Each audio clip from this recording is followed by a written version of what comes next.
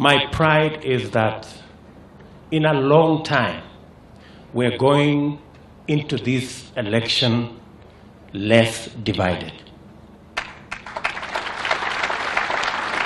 At least our political formations in this election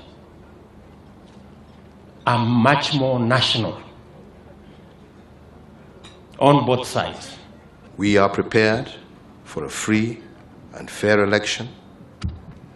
But as you know, it is not just a matter of a government being prepared, but for every single Kenyan, and most especially for all the Kenyan leaders, not least amongst them our spiritual leaders. Let us work together with the theme of today: love, peace, and unity. We have no other country but Kenya.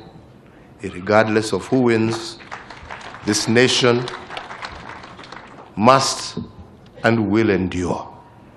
And we need to walk that journey, be able to exercise our free and democratic right to choose our leaders, but also preach peace, preach unity for Kenya, who will be here long, long, long after many of us are gone.